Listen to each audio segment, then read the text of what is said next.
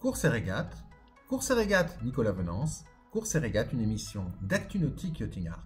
Bonjour et bienvenue à vous dans Course et régate, un course et régate en direct de Dubaï pour vous présenter un événement qui, dans l'Émirat, rythme tous les ans la vie des amateurs de voile. Cet événement, c'est la Lagoon Cup de Dubaï et pour cela, rencontrons tout de suite son organisateur, Xavier Boin.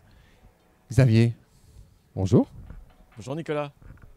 Alors Xavier, dans quelques jours, la Lagoon Cup va débuter à Dubaï. Vous allez nous présenter cet événement qui est un des événements majeurs dans l'Émirat pour le monde de la voile. Auparavant, quelques mots sur Tan Service. Tan Service, c'est le distributeur de Lagoon et de Beneteau et de Dragonfly sur le Moyen-Orient. Depuis maintenant 12 ans, on a commencé en 2010 et on est un des acteurs principaux de la voile et du moteur de 10 mètres à 25 mètres sur le Moyen-Orient. Alors, vous avez une expérience extraordinaire sur le monde du nautisme et du yachting aux Émirats Arabes Unis. Ici, en fait, on est dans un pays de culture maritime. Oui, tout à fait. Les bonnes choses aux Émirats sont toujours venues de la mer. D'abord les perles depuis le début du XXe siècle, mais ensuite le pétrole, et puis aujourd'hui le tourisme. Donc toutes les bonnes choses sont venues de la mer. Alors Xavier, nous sommes ici dans une marina un peu particulière à Dubaï. Oui, c'est le Dubai Offshore Sailing Club qui existe depuis 1974, donc ça ne nous rajeunit pas. Et là, on a à peu près la moitié des voiliers des Émirats et quasiment le tiers des bateaux des voiliers du Moyen-Orient, avec 160 bateaux présents ici. Ouais, c'est un endroit donc, qui était idéal pour le départ et l'organisation en support de la Lagoon Cup.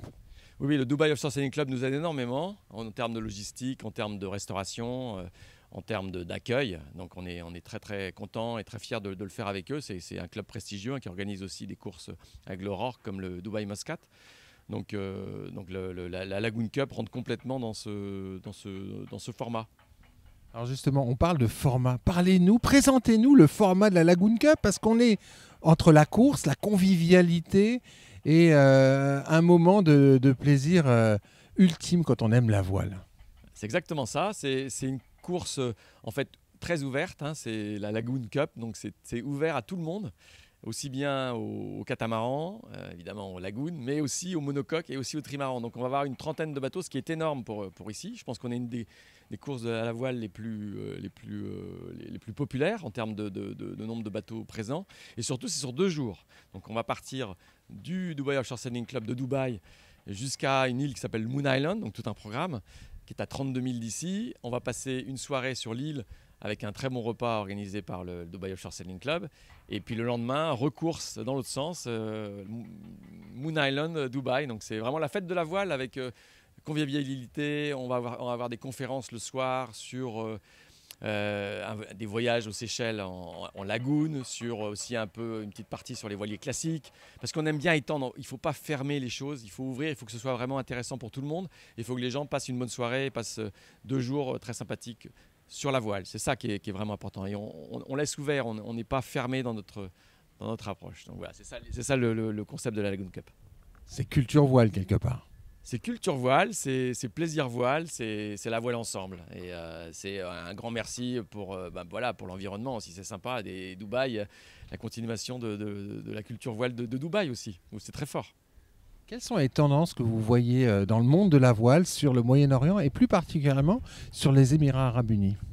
Voilà, là même ici, là, le pétrole a augmenté énormément. Là, le prix du diesel, on est passé de $1,5 à $1. Alors évidemment, pour les Français, ça va paraître pas cher, mais ici, c'est très cher maintenant, $1 le litre presque. Donc je pense que de plus en plus de gens vont se mettre sur la voile. En particulier, je pense, le catamaran quand même, parce que là, on peut avoir des bateaux pas forcément immenses, 15 mètres, 16 mètres, mais avec tout le confort à bord, parce que c'est très large, avec tous les équipements. Donc ça va être une tendance qui va continuer. On a déjà à peu près une quarantaine de lagoons sur le Moyen-Orient, donc ça va continuer. mais aussi des